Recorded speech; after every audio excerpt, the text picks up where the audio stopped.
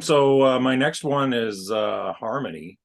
So vocal performance can be the whole band or a portion of the band anyway, and not just the lead singer. And so I wanted to get a song in here that that kind of celebrates the ability of the band. The more singers than just the lead singer. So there's how many, there's a ton of bands that have great harmonies, and you got, I'm not going to name them because somebody might have one of these, but so it was hard to narrow down. But one of my favorite songs, ballad, is a song by Night Ranger from Seven Wishes, and it's the very last song is Goodbye.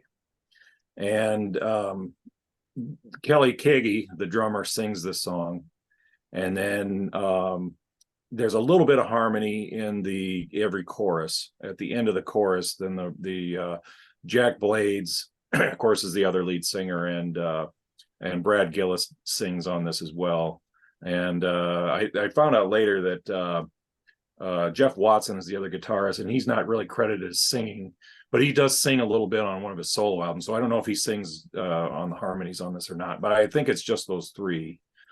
And so there's a little bit of harmony in every chorus, but then at the very end of the song, it kind of stops and breaks down. And then it's because it's mostly acoustic. And then the drums come in, and then it's all the rest of the song is just these soaring harmonies that just say goodbye over and over.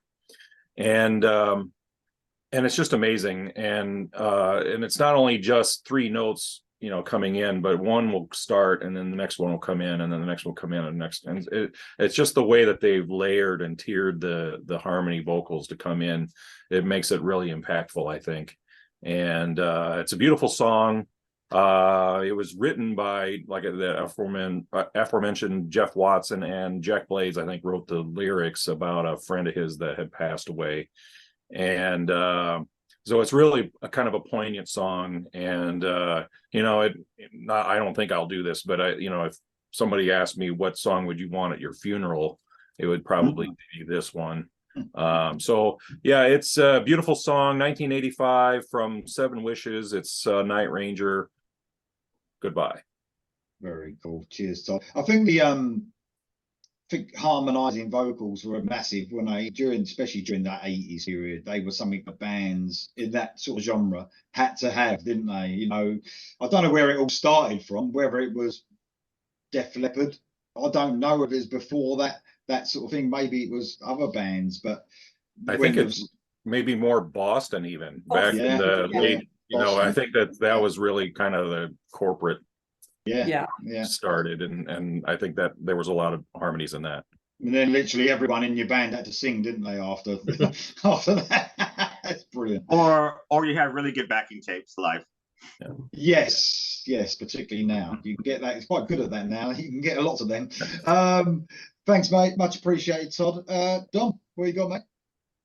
All right. Well, this kind of comes under the heading of biggest surprise or biggest surprises. Somebody that you didn't think had it in them, and they did. So I'm going to Blue Murder's first record. We all knew John Sykes. We all knew he was a fucking hot guitar player. Fantastic stuff. No one knew he could sing like this. And this album comes on, you're like, you mean you could have been singing like this the whole time, but you're singing behind, Tigers and Thin Lizzy and Whitesnake, and here he had the voice the whole time. Just great. Again, probably one of my favorite debut records of all time. I probably covered it on other shows, but to hear him sing for the first time and just go, wow. And I was actually lucky enough to see them live on this tour as well, and he pulled it off perfectly. So incredible surprise. The song I picked is Billy, which is one of my favorites off of the album. But the second half, I guess it would be the last bridge before the last chorus. He does a few, not really acrobatics. It's more emotional, but he's not just faking it. He can really, really sing. So that still blows my mind to this day, obviously, because it came up in my head when I was putting this list together. I just thought, was such a huge shock to hear this just amazing guitar player, knowing he had this the whole time. So yeah, Blue Murder, Billy. Album came out in 1989. First album. Apparently, It's a good album. sorry, yeah, great album. But he did try out Coverdale as well, I think, at one point, didn't he? Out of Whitesnake, I believe. He Oh tried to yeah, out I've him. heard that story. I don't know how. Yeah. Yeah, I don't know. Who knows? It wouldn't Who knows? surprise me. It wouldn't surprise me. Okay, thanks, mate. Brilliant choice. Okay, Jam, what you got, mate? Okay. When we're putting this together, I think this is probably the first person that popped into my head. I think it's probably my favourite sounding vocalist. I just love his voice. I think it's brilliant. It might not necessarily be my favourite bands, and he's well known for, he's got a solo career, but he's well known for being in a couple of big bands, and that, of course, is late Chris Cornell. I think his vocals are absolutely amazing.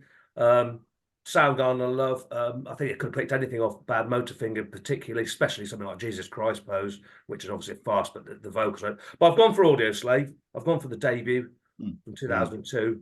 And once again, I could have picked Gasoline. I could have picked Like a Stone, something like that. But I went for I Am the Highway, which I think is, it's just a brilliant, just builds up and the emotion. It's going to be emotion. They're ballads, aren't they? We're talking about singers. He builds up and his crescendos to, I can't even attempt to sing it, but you know, when he comes into I Am the Highway, it's just amazing. I love the first debut album by Audio Slave, and he's well missed, Chris Cornell. Lucky enough to see Audio Slave and Soundgarden a number of times, so at least I did get to see him, and he could do it live as well, of course, as we all know. And sadly missed, and in a horrible way. I mean, maybe it's glad that he's gone now, because maybe he would have declined and we would have been talking about his decline in years to come. But go on, he's preserved now, isn't he, as a good vocal god. So Chris Cornell, and anybody who's never listened to him, obviously not us guys who've never listened to him before, check him out. If you don't think you like Soundgarden, check out Audio Slave or something like that. The power and tone that guy at the high notes as well was just mental. Absolutely. One of the greatest vocalists of his generation. Totally agree. Brilliant vocalist. Cheers, Jam. Okay, Karen, what you got? Okay, I'm going to go for one of the old guard, who has a very well preserved voice, and I'm going for Paul Rodgers, who I think I've literally been listening to my whole life. My parents were huge Free and Bad Company fans, literally grew up listening to this man, and I'm going for a track from the debut album by Free, Tons of Sobs, from 1969, and I'm going with I'm a Mover. And although it might not be my favourite Paul Rodgers performance, the reason I've picked a track from this album is that we need to remember how young the guys in Free were when they made this album. They were teenagers. Paul Rodgers was 18 or 19 when he recorded this. You know, he's a little white guy from Middlesbrough, and he's got this incredible soulful blues voice that, you know, and the rest was history after that, wasn't it, really? He becomes one of the greatest vocalists in rock. And I saw him when he toured a load of Free material, must have been about 6 years ago. His voice is still incredibly well preserved, you know, a bit like the great Glenn Hughes, who Mark talked about. He's also incredible. You know, his voice is really still, he's really looked after it. Obviously, his voice is still brilliant. And yeah, he's one of my all-time favorite vocalists. Very, very different to some of the other vocalists that I listen to. But yeah, so can't have a show like this and not mention Paul Rodgers. Great choice. And I mean, we've all mentioned vocalists getting older as well. I mean, it's the hardest instrument to keep, isn't it? Preserve. I mean, a drummer probably being the second one, but you know, to keep up at that age, and usually the first one that goes, isn't it, out of a band? The voice is the hardest one. Well, even in these days with no smoking and all that, in the old days, all the vocalists, even if they didn't smoke themselves, but just venues full of smoke and smoke from the pyro and all that, and hanging all sorts of shit, weren't they? You know, cocaine. Yeah, well, oh yeah. Everything. You're totally right there. Cheers. Thank you very much, Karen. Ralph, what you got, mate? My third one is actually a band with a singer, of course, that I'm going to see in May, and that's Ride 5. And the singer is Todd Michael Hall, which I really like. His vocal performance has such a range and such a difference, and so clear and crisp. I really love how he sings on Ride 5's last album, Armor of Light, another one with a shield in the front. Maybe I have a thing on shields, I don't know. But the song there that I've chosen is Heart of a Lion, which is really an amazing vocal performance. And they're coming out with a new album called Mean Streets. And there's a song on there called Feel the Fire, which is rather a stomper. But I just love how he sings that as well. So yeah, Todd Michael Hall, I think, is one of those, biggies that isn't seen very much, but is just simply fantastic as a singer. It's got one of those naturally high voices, isn't it, as well? Just effortless. They just reach those high notes without, even trying. Amazing vocalist as well. Yeah. Good choice, mate. Thank you very much. Mark? Before I get on to my next one, I just want to touch on Dom's pick when he talking about Sykes being such an amazing guitarist that we didn't know was such a great singer. Another one that fits into that same mold is Mark Tremonti. Oh yeah, incredible voice that he had all those years playing guitar, and then when he started singing, I was like, my God, he could have been the lead singer from day one. But yeah. Anyway, just incredible. Makes sense, yeah. My third one's going to be another one of the classic, all-time, most celebrated vocalists of all time. This really is not one of my favorite bands, but the stuff that I like, I love. Queen, Freddie Mercury, obviously. This is my favorite Queen song, and it's ironic, it was one of the last songs they ever did. The Show Must Go On. The amazing thing about this song, the vocal Freddie delivered was at the very end of his life when he could barely function. The legend goes that Brian May wrote, I think he wrote most of the song, and when he brought it to Freddie, he said, Fred, this may be a bit much for you. Maybe I should sing it. And Freddie allegedly took a shot of vodka and said, darling, I'll sing the fuck out of it. He did. He just, it just sends chills up your spine hearing the lyrics, obviously were geared towards what Freddie was going through, toward the very end of his life. And the emotion that he put into this just blows you away. Again, my all-time favorite Queen song. From the same record, Innuendo itself, the song itself, is just a master class as well. Amazing that he was so weak. Yeah. That he could deliver those vocals the way he did. Just incredible. Very cool that we bring up Queen and Freddie Mercury. We don't get to talk about Queen a lot on here, and amazing vocalist and frontman, without a doubt. Just a brilliant vocalist. Thanks for that, mate. Much appreciated. Okay, so I'm going on to this guy. Is one of my favorite vocalists of all time, and this is one live performance that is sort of, I think, renowned as one of the best performances of all time as well. And it's Queensryche, Take Hold of the Flame, live in Japan, 1984. Yeah. Just, man, I mean, I've since, I thought this actual, because this came out as the actual video, I think. Yeah. As the single video. And I thought it was just the song on the album. I didn't know it was a live performance. It's just word for word, and some of the, obviously, if you know the song Take Hold of the Flame, some of the, the heights he reaches anyway on the record are just mental. It reminds me a little bit of Hallowed Be Thy Name, where Bruce Dickinson does that long note. He does this in this one, doesn't he, right at the beginning, and he just holds it and goes up and up, and then at the end he does after we are the one, we are children of the night, and he just goes, he just does it perfectly live, and he just sounds exactly as he does on record. Jeff Tate obviously is just an amazing vocalist, And it was another one. Growing up and thinking, how can he sing like that, especially live? You know, and since then I've watched some of that concert as well. I thought that was the only song recorded, but the whole concert is amazing. Have they ever released this on CD, like as a bonus disc on a deluxe or something? Or No, I don't think they have. I think you could watch it, the whole thing on YouTube or in like yeah, I know it was a home video, but yeah. But that performance, and the camera pans out, doesn't it? He sings that note and it pans out, and you just think, how did he do that? You know what I mean? That's just, and now we're surrounded, but obviously by singers like I said at the beginning, that can sing like this. You know, there's tons of singers. But back then, it was like, there was just this, you know, what they call it, the Mount Rushmore, don't they, where you could put four on it that you're just brilliant, including Dio and probably Jeff Tate, I'd probably put on there.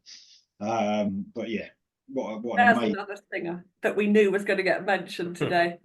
yeah, I know. Yeah, that was supposedly one of the encores of that show as well. Yeah, so you got to figure he's been singing his ass off for, you know, at least an hour long the show was, an hour and a half before that, and then he delivers that. And it's like, how the hell does a human do that? I don't know. I probably watched that 100 times. I love watching, you know, the people react to it that you know, have never listened to metal, and just watch their face when he delivered some of those notes. It's just, yeah, that's just mind-boggling. Exactly, amazing stuff. I had to get that in there. Queen's right, Take Over the Flame, Japan, 1984. Amazing stuff. Okay, Todd, what you got, mate? All right, my number 2 song is by a guy I had to have on here. Big fan of his for a long time. And the factor I'm trying to illustrate here is range, vocal range.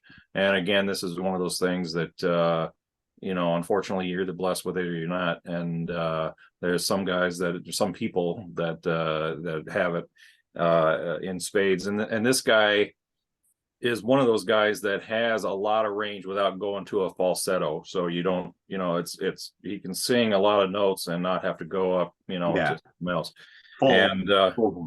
Yeah, right. It's a full-throated voice. And you could also use him as the example of tone too, in my opinion. Not everybody agrees with that, but this is from 1994, and I decided to go with a solo track rather than with his band. This is Bruce Dickinson, and I'm going with the ballad at the end of Balls to Picasso, Tears of the Dragon. What a performance this is. You know, you can't deny that he was made to sing that song, if we talked about that before. And just amazing. He really belts it out, and there's a little bit of dynamics in there too. I mean, and it was one of the things. Dynamics wasn't really one of the things on one of the factors that I had decided on. But you know, at the beginning of the song, he does sing a little softer, and then when he gets into the chorus, it really makes an impact because he then really belts out that chorus, and it just really affects. You know, his vocal performance really affects me, and I could have gone with any number of Iron Maiden songs as well, but I was hoping that nobody picked. I thought this was probably the one that somebody else might pick, and I was hoping but I had an Iron Maiden song ready to go in case somebody had. So, but anyway, Tears of the Dragon from 1994's Balls to Picasso by Bruce Dickinson. Cool choice, mate. Good choice. Yeah, he really, as well, when he left Maiden around that sort of that 90s period, he had loads of aggression in his voice as well, didn't he? Like, he really meant it, you know, every single word, and definitely brilliant. Well, I noticed that on the Iron Maiden albums he had done just before he left, you know, like right around the early 90s, he had a lot of gruffness in his voice at that time. So I think he was, you know, I don't know whether he was trying something new or whatever, but I know like on No Prayer for the Dying, it was real gruff. And then he came, you know, out, and he, you know, and his clean vocal really just came out, especially on this song. So brilliant choice. Excellent. Thanks, mate. I'm glad Bruce Dickinson got a mention. I'm really glad about that. Thank you very much. Dom, what you got, mate? Okay, here's an album that just had an anniversary, 30th anniversary, just a couple days ago. This is, well, the aforementioned Motley Crue, but I'm going to skew it a little bit. This is the John Corabi album from 1994, and this is Till Death Do Us Part. If you ever needed an example of somebody coming in and replacing the other singer, I mean, it's just listen. I'm not going to badmouth Vince Steele because yes, he has problems. He's always sucked live. That's the thing, though. I mean, I saw him first in '87, and he sang then like pretty much like he does now, you know. So it's just because now he's fat that people make fun of him. But you know, he I always liked him on record, you know. But I mean, Corabi just comes in and put this on. It's just like a different, you know, a different class. I was a fan of the Scream, so I knew what he could do, you know.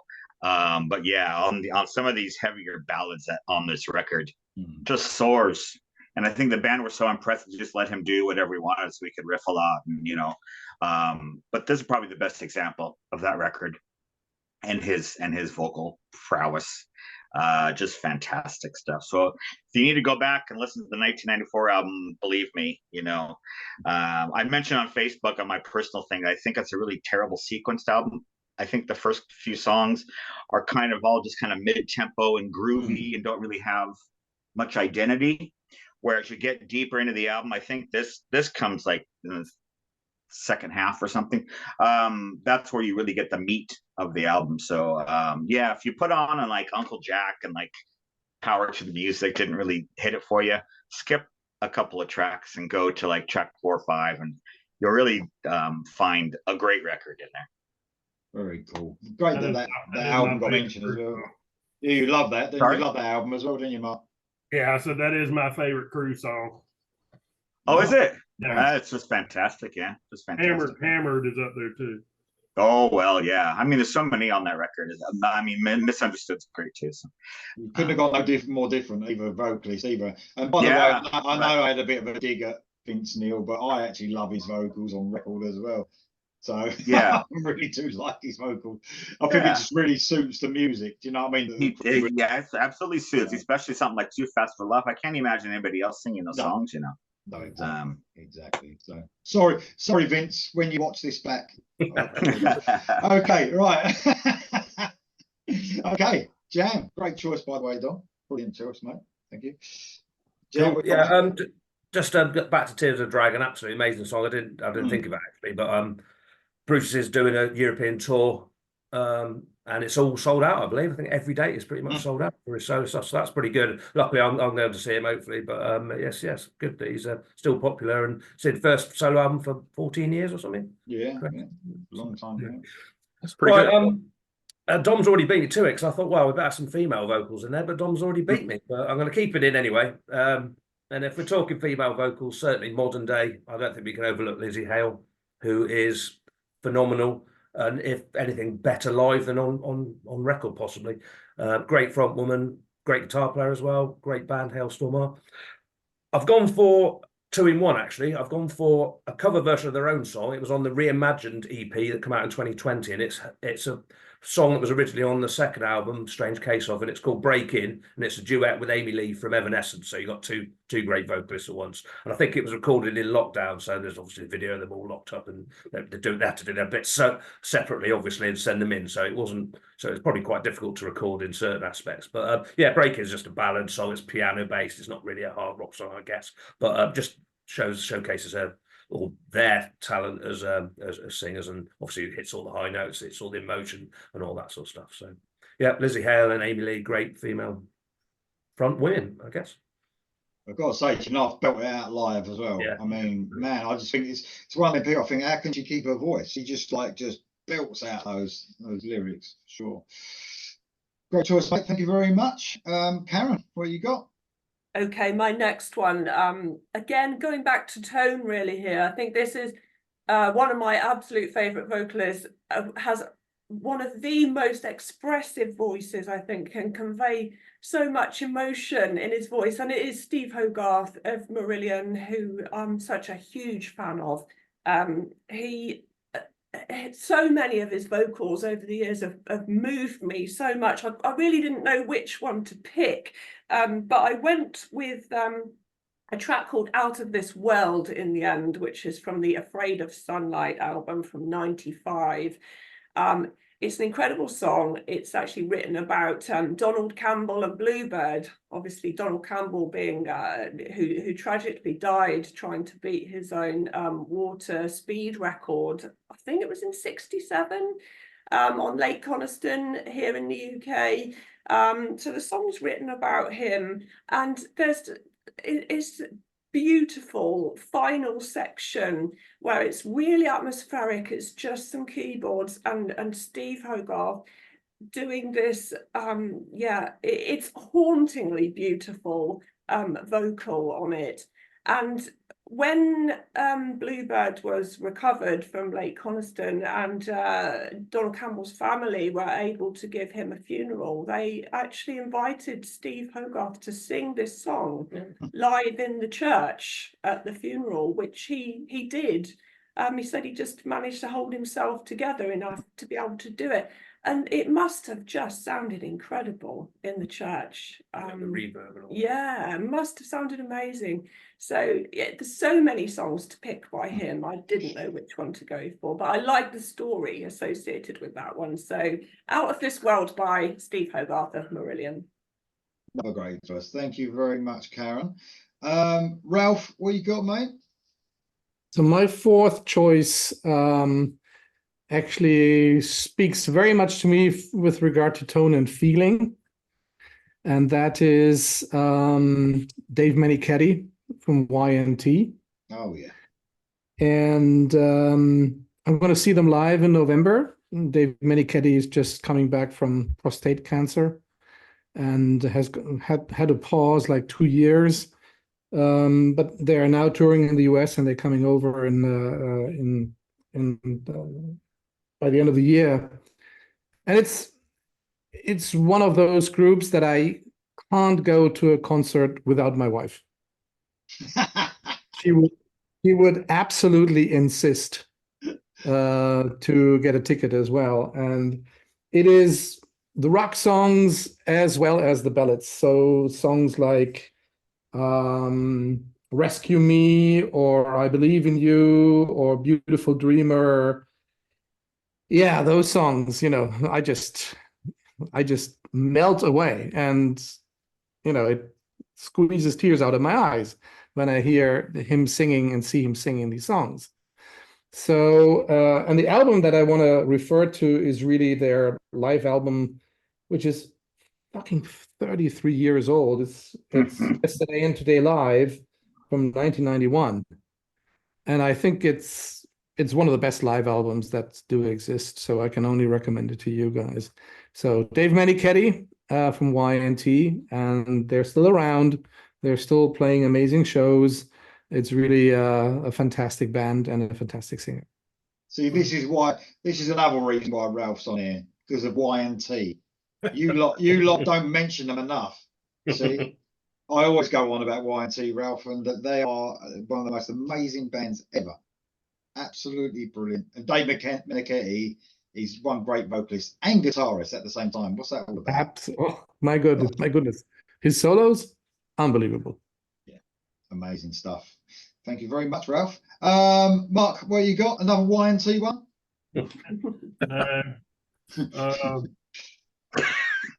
Todd went pretty deep down the Dio rabbit hole, but I might be going a little deeper. You might need a post hole digger to get to this one. Was this going to be Elf or something? Yeah. Actually, I'm going to cheat and mention two songs, but I'm primarily going to talk about in 1979. Kerry Livgren, the guitarist of Kansas, decided to do a solo album.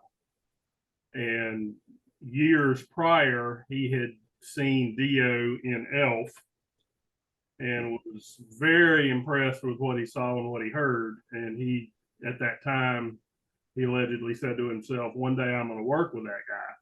Well, after Kansas had all their success and he decided he was going to do a solo album, Kerry had become a Christian by this point, and his album became known or was called Seeds of Change.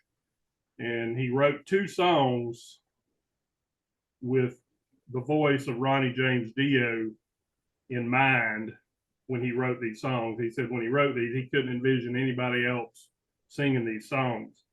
And he had his manager approach Ronnie's manager, which was Wendy at the time, and asked if Ronnie would be willing to sing on his solo album, and Ronnie agreed. Ronnie had just joined Sabbath, and they had just finished the final mix of Heaven and Hell when Ronnie flew back from England, flew straight to wherever Carrie was at, and recorded these 2 songs. One of them is called Mask of the Great Deceiver, and the other one is called To Live for the King. And Carrie said the irony was just irresistible, having the singer of Black Sabbath sing these songs that had in your face Christian lyrics. And looking back now, it's kind of humorous to think of Ronnie singing these lyrics, you know, after, at the time, I guess it didn't seem that controversial because the world had only known Ronnie from Elf and Rainbow at that point. Heaven and Hell hadn't even hit yet.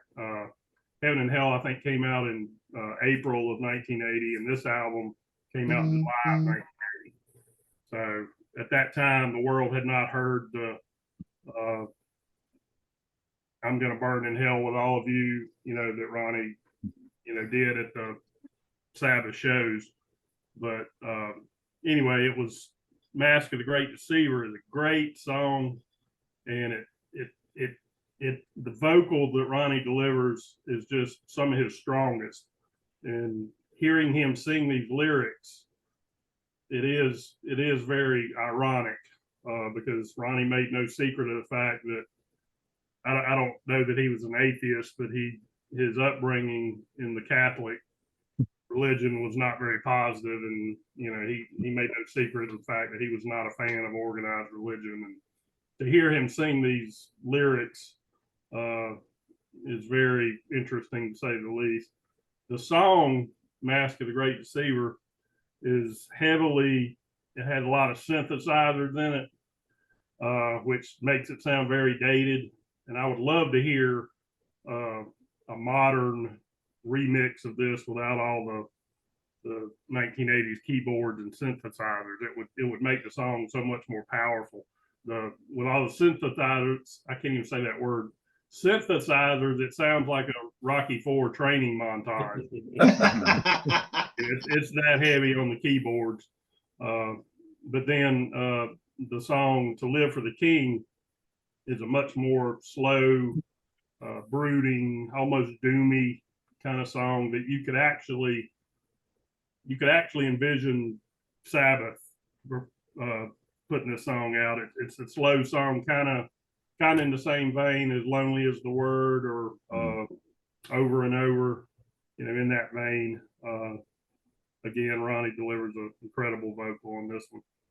And anyway, just those 2 songs don't get mentioned a whole lot in the Ronnie discography, but anyway, if you hadn't heard, give them a cool. Well, you did dive deep there, mate, for sure. Absolutely amazing.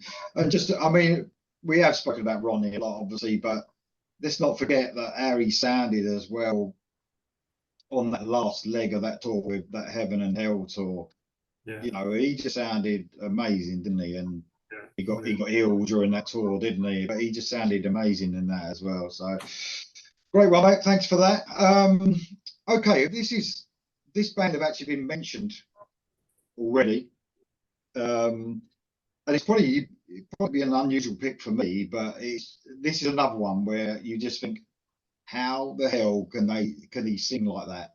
One of my favorite singers, and actually Boston have been mentioned already, and the most popular song from Boston, More Than a Feeling, which, you know, maybe we might have heard a little bit too much, I don't know, but Brad Delp was amazing, wasn't he? What an amazing vocalist. We talk about tone as well, don't we? But the heights that he hits in More Than a Feeling. I knew I wanted a Boston song and I was going through. I love the first 3 albums, including like the Third Stage. I love that album. I love that. Love that album. Came out in the best year in rock and metal. That did, by the way, Karen, 1986. Yes. But I could have, his vocal ability across those first 3 albums were just mental. And I didn't. I wanted to choose one off the Third Stage, but then I thought, More Than a Feeling. How iconic is that? And the heights he hits, especially at the end. I'm like, what was that all about? What a loss as well he was. What a brilliant singer. 2007 he died, by the way. Just was looking at that, but just didn't think it was possible. All them years ago, 1976, someone singing like that, he was like, what's going on? But amazing. Brad Delp, More Than a Feeling, probably one of the biggest songs we've spoken about anyway. So okay. Well, it's kind of the same way with Dream On as well. It's like you get so familiar with them that you forget how incredible it was when it came out. You just take it for granted now, these high notes that he hits on More Than a Feeling, because you're just singing along, but I mean, this is incredible, fantastic. Definitely, mate, definitely. I mean, heroic vocals, aren't they? Just impossible. How can you even do that? Just amazing stuff. Yeah. Okay, last one around the hours is Todd. What you got, mate?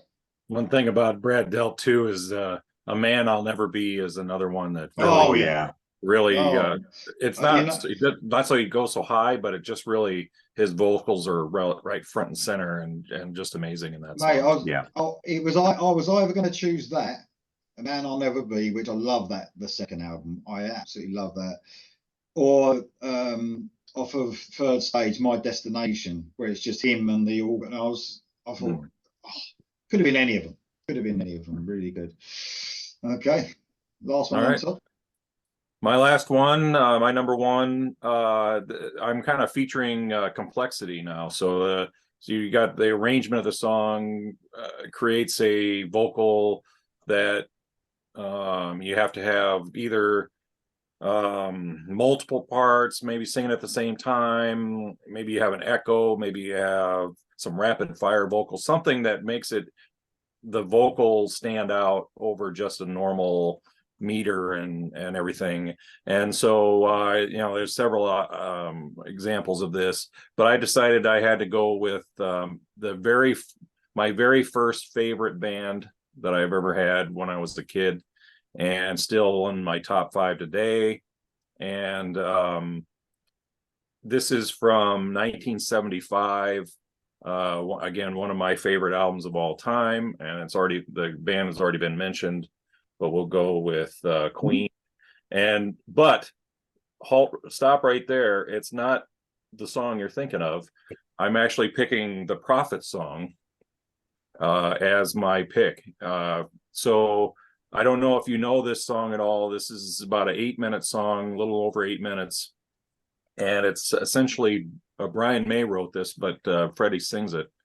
And it's essentially Brian May's counterpart to Bohemian Rhapsody. I mean, they're not related in any way lyrically or anything. It's just that, Freddie's masterpiece is Bohemian Rhapsody, and Brian's, in my opinion anyway, is at least on this album, is the Prophet song.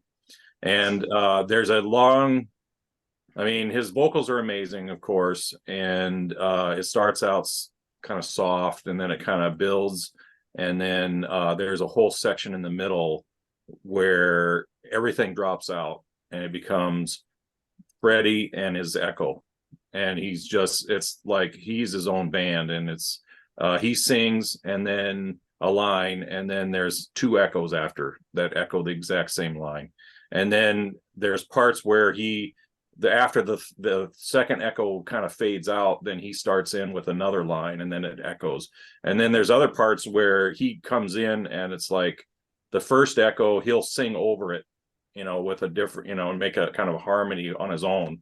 And it's just amazing how they can, I don't know who charted this to in the studio to figure out how to make these vocals sound so great. But it's way before its time, 1975, produced by Roy Thomas Baker and Queen.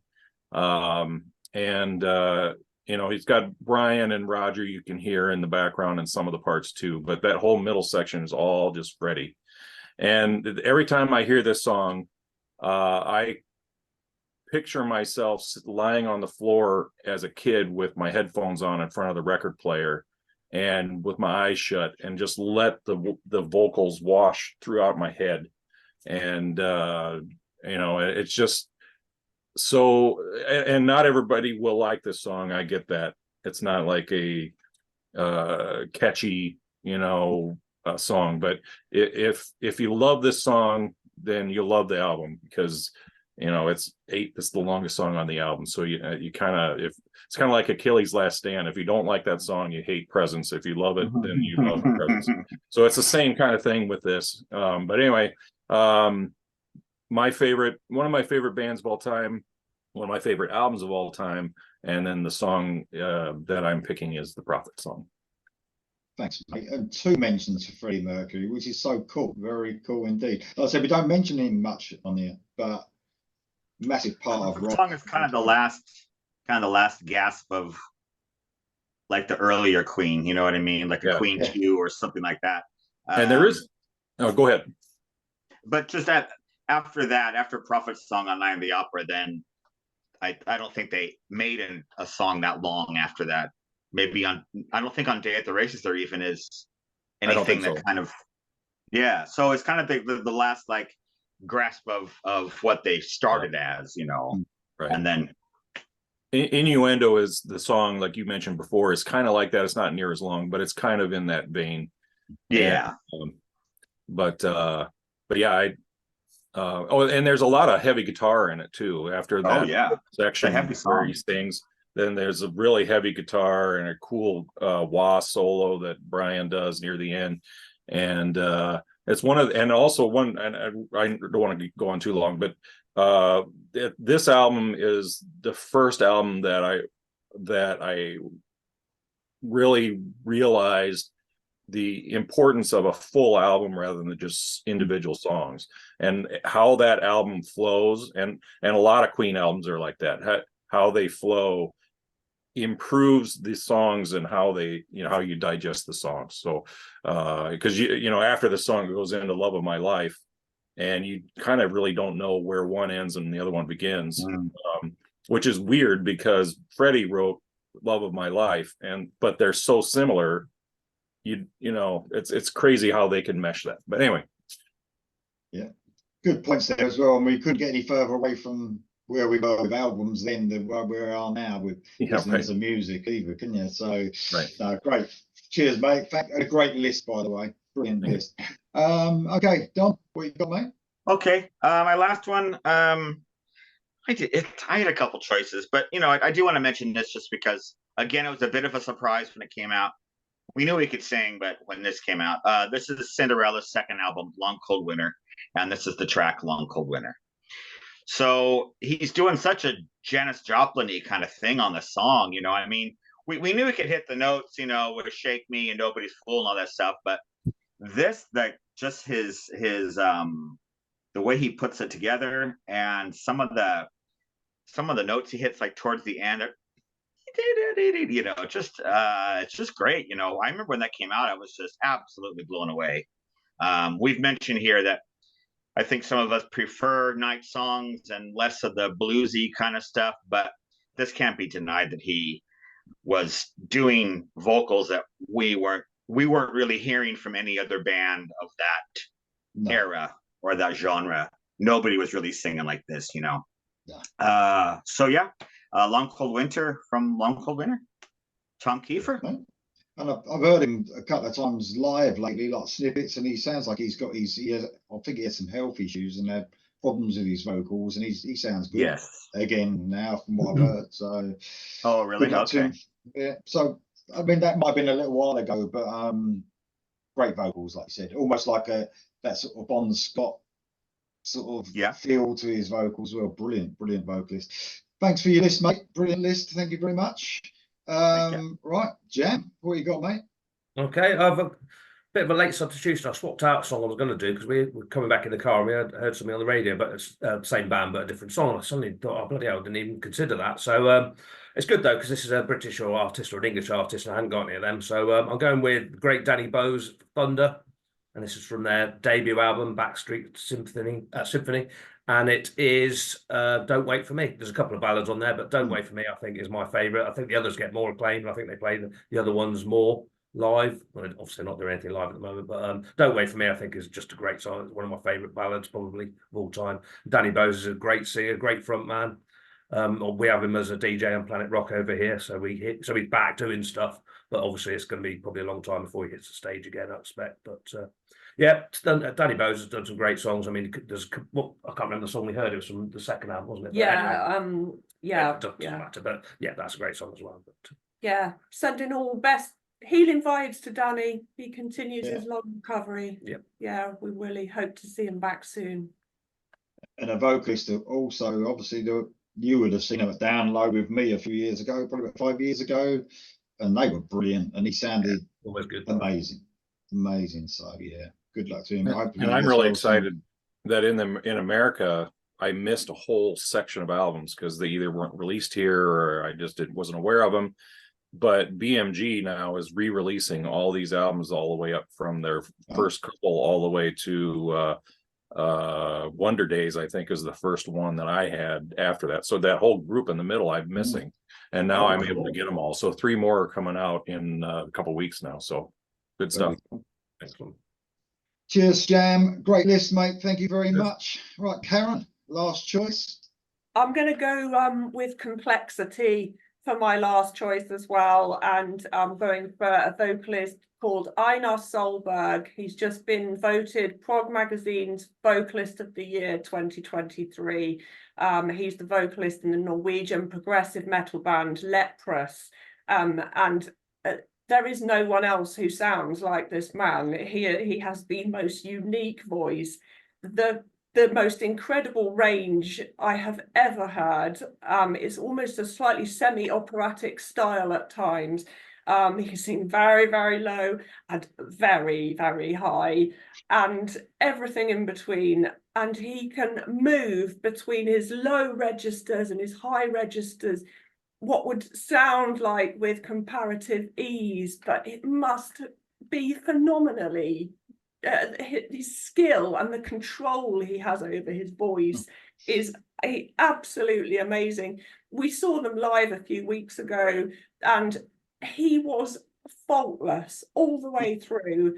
All these, switching, but like I said, between different registers. I've picked the track Nighttime Disguise from the last album, Aphelion, from 2021, because it just demonstrates his entire range, I think, this song. And at the end, so he's gone really low, really high, and at the very end he suddenly launches into these harsh vocals at the end, which he did a lot of in early Leprous music.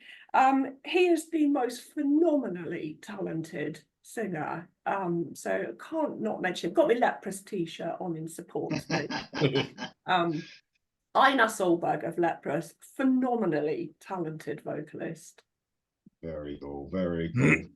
Jam, you see good live by the sounds of it. You was there. Yeah, it was at Rock City. It was brilliant, wasn't it? I mean, I haven't listened to it as much, but yeah, it was really good. He's a great singer. He's done a good solo album as well, which is really good. Yeah, and the musicianship was extraordinary as well. They are impossible to categorize. They're progressive metal, but yet they're sort of art metal, avant-garde kind of. You can't really categorize them. They're very unique. Yeah. Sure, we could add a few more genres, make some more up. There ain't enough genres of metal around. Great list, by the way, and it's cool to get some of the newer vocalists out there as well. Yeah, I want to give some support to the newer vocalists. Yeah. Thank you very much, Karen. Ralph, what's your last one, mate? Well, talking about genres, I think we shouldn't have a session without a Southern rock singer. Very cool. Yeah. And just because you interviewed Ricky Medlock recently, I was just listening back to my most liked album of all times from Blackfoot, and that's Marauder. Oh yeah. Which I just simply think this is such a fucking great album. I can see him, standing in front of the microphone and singing like this, and making this sort of like movement all the time. The way how he belts out songs like Good Morning or Too Hard to Handle or Dry County is just so crisp and so crunchy and so angry, actually. And then you contrast that with a song like Diary of a Working Man, where he brings in all that feeling and softness and telling the story of the working man, of course, which is just such a contrast. So yeah, Ricky Medlock and the Blackfoot Years, and especially the album Marauder, is just an all-time Southern rock favorite for me. Very cool. Yeah, I mean, really, like you said, heavy at that time as well. I mean, they really caught on here in England as well at that early 80s and stuff. But yeah, heavy metal Southern rock. Yeah, brilliant. Yeah, well, they had to play with AC/DC. They had to play with AC/DC in all these bands. So exactly. I saw them together with the Scorpions. So very cool. They had to be hard. Yeah. They Thanks, played mate. the first Monster Rock Festival, I believe, didn't they? They did. Yeah. Great choice, mate, and great list. Thank you very much. Mark, just before we go on to your last one, did you know the Tony Martin box set's been released, I think? Yeah. Well, I've mentioned I'll that. probably get it, but it's about what I expected. They couldn't record anything new under the Black Sabbath name because of the agreement that Iommi has with the bitch, Sharon. But it's the forbidden remix that we all want to hear, isn't it? yeah. I'll probably buy it just for that, just to Yeah. clean up version of that. But yeah, anyway, I'm glad it's finally coming out. Okay. I saved this one for last because I was afraid if I came out of the gate with it, Lee might kill my feed. This is a guy I think we've all had a go at from time to time, justifiably so. In fact, Dom might throw up in his mouth here a little bit. And as you Brits would say, I'm not taking the piss. I'm serious here. Guns N' Roses, Axl Rose, Civil War. The Axl voice, I admit, is like fingernails on a chalkboard, but he proved on this song he could actually sing. I don't know if he can sing like this now, but again, this is my favorite Guns N' Roses song. I love the way he starts his song with the clean vocals and then goes into the Axl voice and then back into the clean vocals, and it's just a nice mix of his vocal styles. And when he sings in that clean voice, he really did have a really good voice. I wish he'd used that voice more. The Axl voice is, I mean, it's not black metal, but I kind of rank both of those. I can take them in very small doses. Black metal vocals I like as an effect, like on that Todd LaTorre album, Lee, the one song where he does those black metal type vocals. I love that. The Axl voice is kind of the same. I like it at certain times, when he uses it at the right time. But anyway, this is I love the mix of his two vocal styles in this. And like I said, he never really, he's not known as a great singer for vocal quality, but he proved on this song he could sing when he wanted to and when he tried to. But I knew that was one nobody would have. So. Very unexpected stage. I've got to say though, when Appetite for Destruction came out all them years ago, it did have an unusual voice, as in different sides, didn't he? It's So Easy to Welcome to the Jungle. It's almost, if you didn't know, you'd think they had different singers at times. Do you know what I mean? It definitely sounds like two different vocalists on this. It doesn't sound like Axl when he's doing that clean vocal. Have you heard Street to Dreams from Chinese Democracy? Because that's a really good vocal performance. I could have picked that one myself. That's great. Yeah, I'd have to go back, and I've got the CD. I hadn't listened to it in years. I'd have to go back. Street to Dreams, really good actually. But yeah. by the time you get to hear that, they might bring up a new album out. You never know. Okay. Just before I get on to my last choice, I've got my lovely wife Sarah has asked if. Well, I asked her, what's one of your choices if you was on the show? So I said Don would love this choice, and she's gone for Disturbed, Sound of Silence. Of course she has. You like that, didn't you, Jan? No. I like it. I thought you did. Oh, no, it's Mark. Mark likes it. There you go. That's my lovely wife's choice there. Good. Okay, my last choice.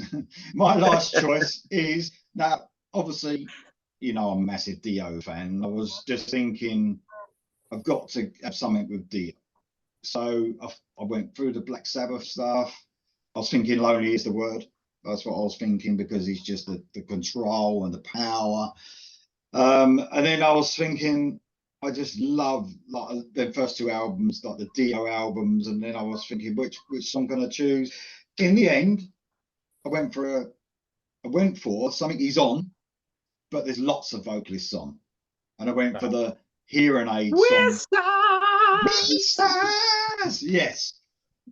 And I thought, how cool is that? Because it's like the best vocalists, wasn't it, that were around at that time? You had Ronnie James Dio, obviously, Dave Meniketti, Rob Halford, Kevin DeBro, Quiet Riot, the Blue Oyster Cult singer was on there. Excellent performance by Paul Shortino from Rough Cut. And they almost like, apart from Don Dokken, who was brilliant on it as well, they all took this Dio edge, didn't they? And because he told them to. I don't know if you've seen, you must have all seen the documentary. Yeah. Where he's basically telling them, he's like, I think he has a go at Don Dokken at one point. Because he's such a clean, he's giving his clean vocal. And he's going, and Dio's there going, it's a horrible thing we're dealing with it, Don. It's a horrible thing. It's a great, you got to be aggressive. And he was like,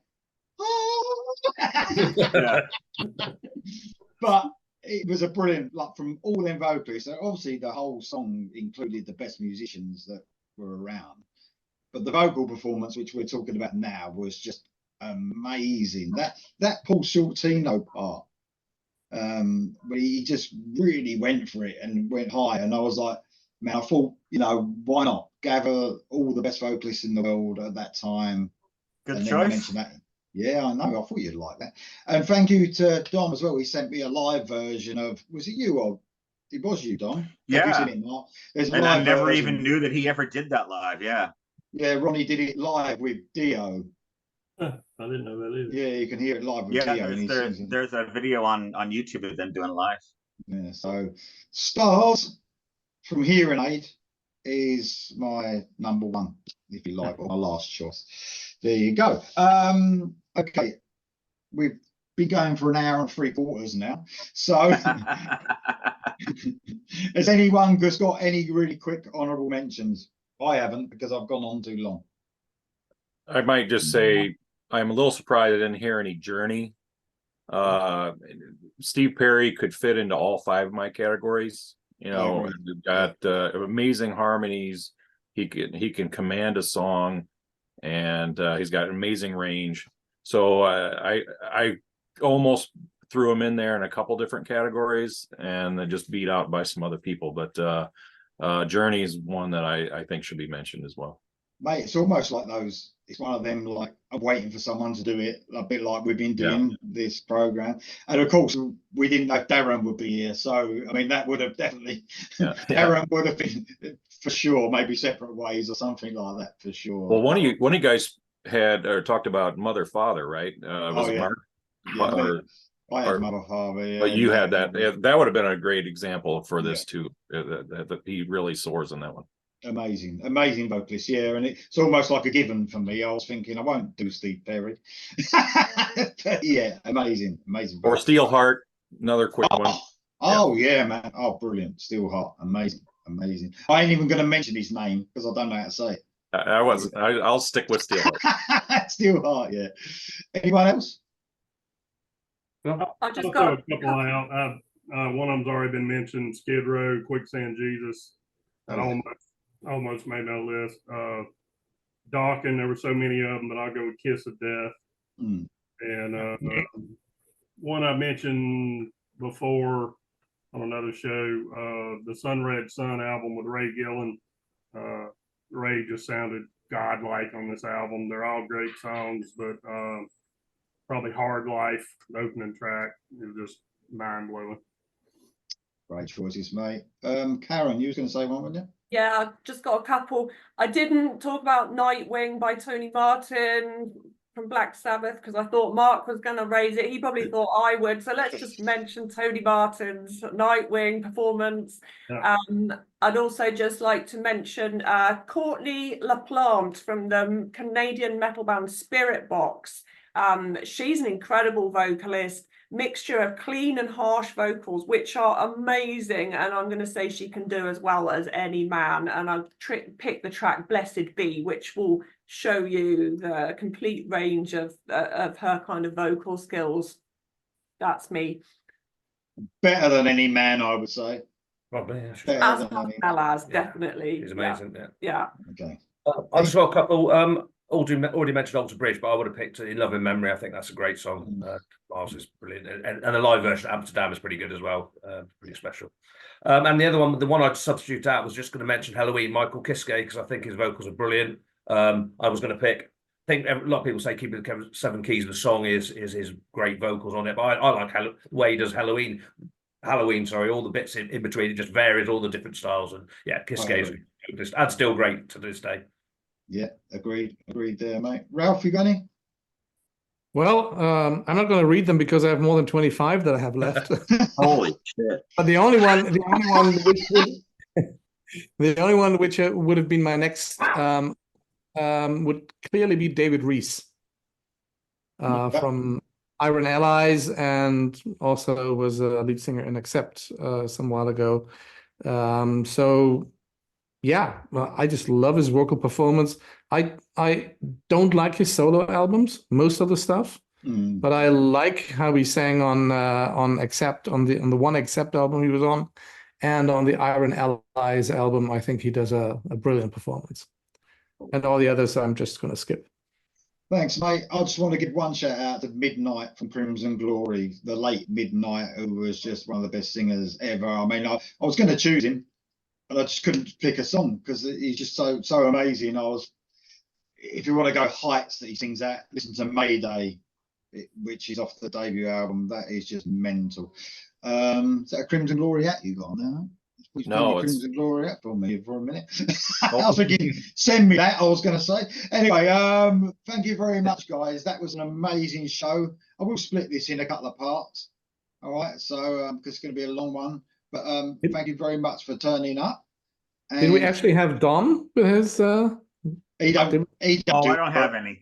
He don't do. Oh, you don't have any. Okay. I know. This thing's already 4 hours long. I'm not gonna. I think he needs a wee. I think he's going like that. And he's like, oh God, come on. All right. Thank you very much, guys. I'll see you next time. See ya. Peace.